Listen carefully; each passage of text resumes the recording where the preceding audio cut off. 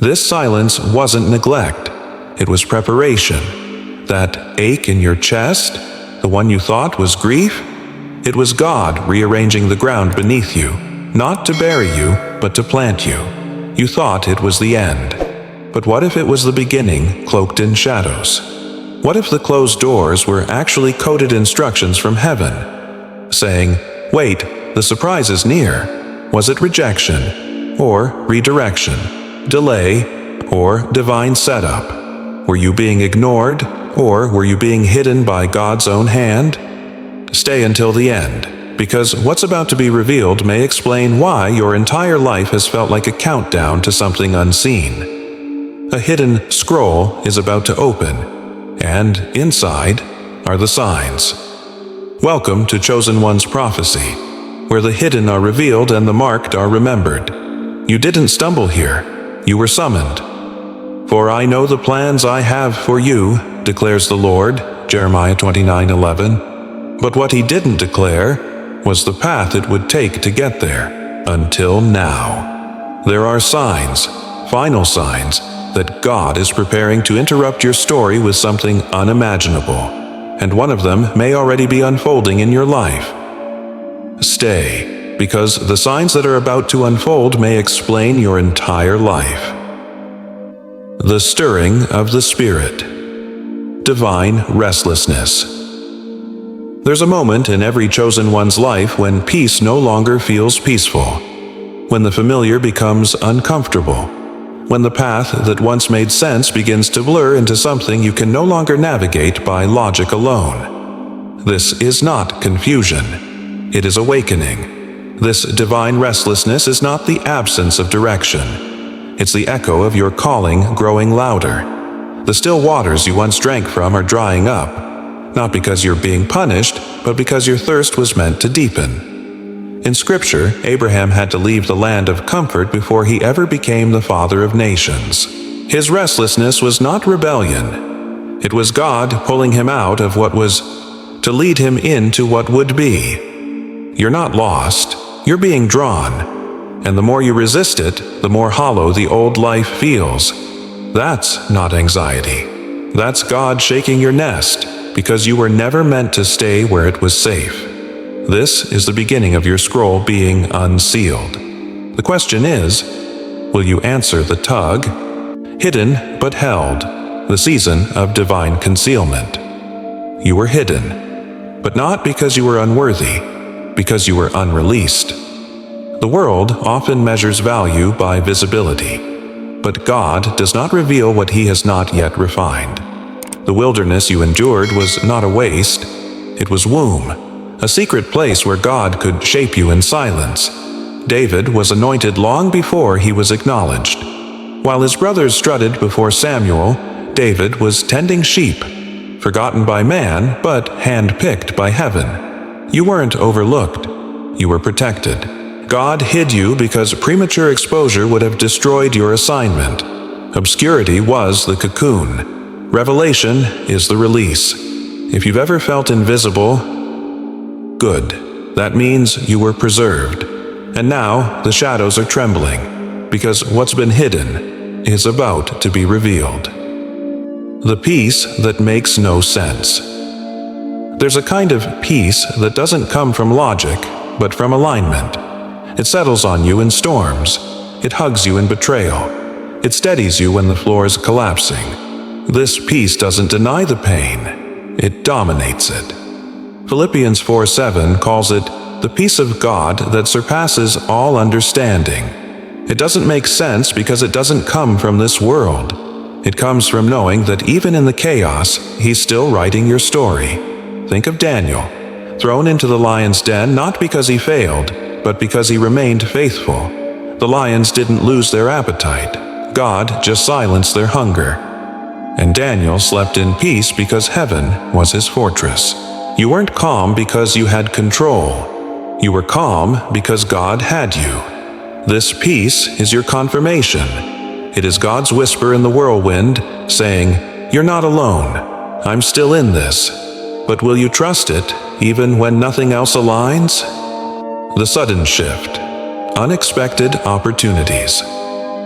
The next sign of God's imminent surprise is the door you didn't knock on, opening wide. Sudden shifts are the language of the supernatural. Opportunities arise not because you chased them, but because heaven arranged them. Esther didn't campaign to be queen. She was taken from obscurity into royalty, not for comfort, but for divine purpose. For such a time as this wasn't a motto, it was her mission. You weren't elevated for applause, you were positioned for impact. God is not random. When sudden doors open, they carry sacred weight, and often the opportunity will scare you. That's how you know it's not yours, it's His. Will you walk through what you didn't plan for because God designed it? Hunger returns, a deepening desire for God. This hunger isn't emotional, it's prophetic. You find yourself drawn to Scripture, stirred in prayer, awake at strange hours. It's not coincidence, it's consecration. The Spirit is wooing you because heaven is about to entrust you with more. Daniel prayed when it was illegal. Why? Because spiritual hunger is stronger than fear. His devotion created a portal, a sacred opening that led to angelic intervention and divine deliverance. You're not just seeking God. God is summoning you. And the more you feed this hunger, the more heaven downloads into your spirit. If this resonates, comment 4404 below as a prophetic sign. You are still listening, still receiving, still hungry for what God is about to release through you. Divine Orchestration.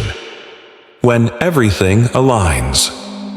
The sixth sign is alignment, the moment when random becomes revelation, when the detour makes sense, when what broke you built the bridge.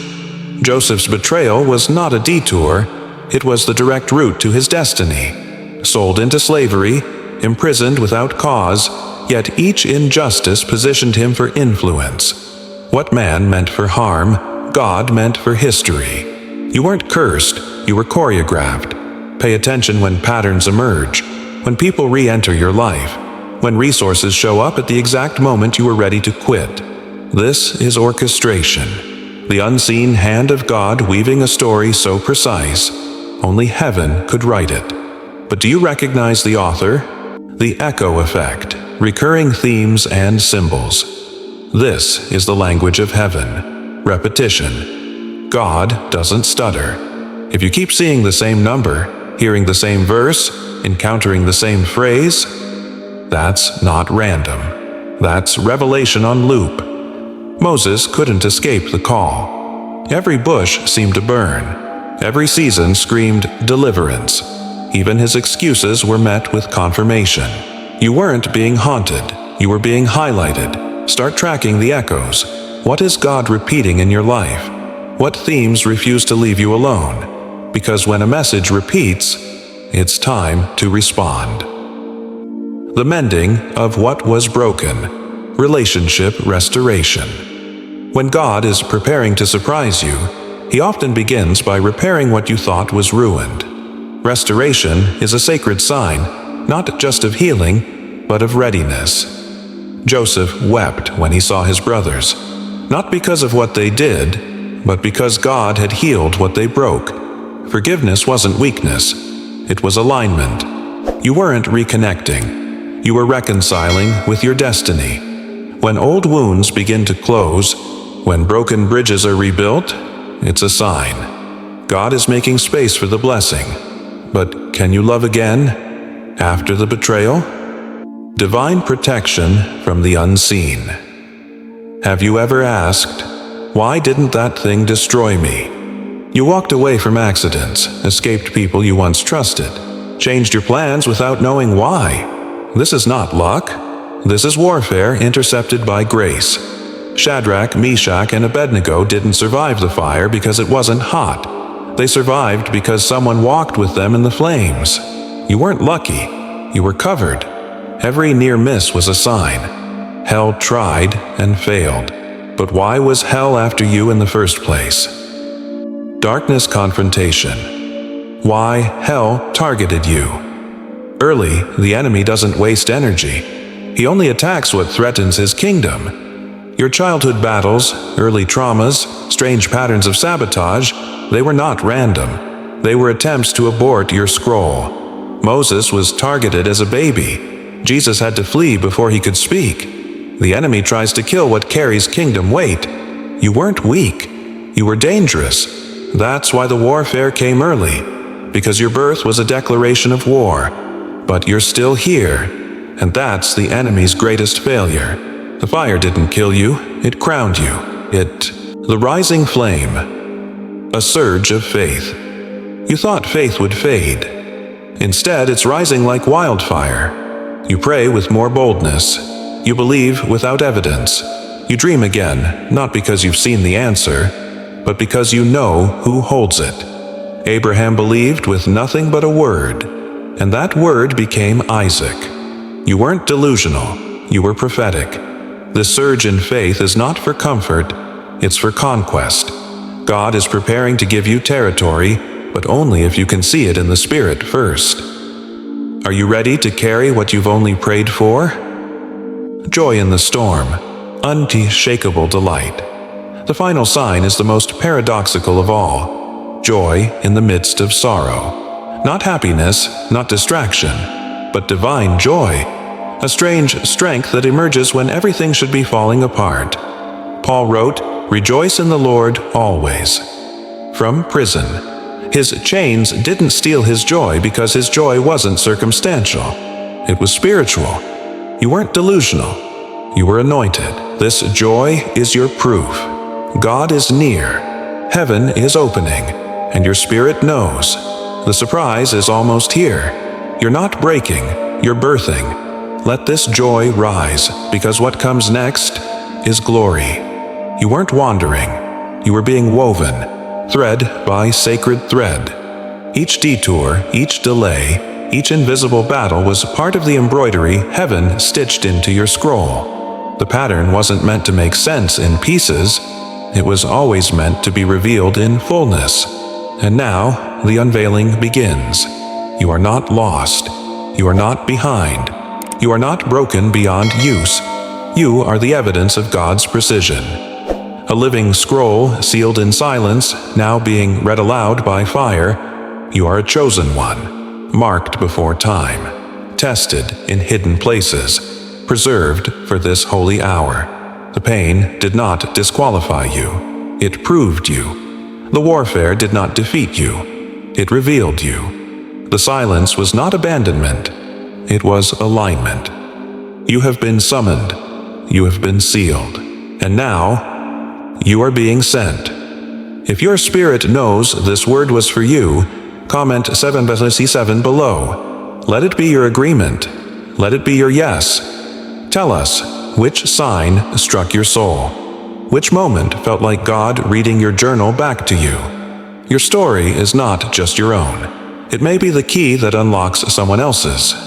Subscribe and remain with Chosen One's prophecy. Not just as a viewer, but as part of the global remnant rising. We are many. We are marked. And we are moving in holy alignment. You are not alone. You are the next echo.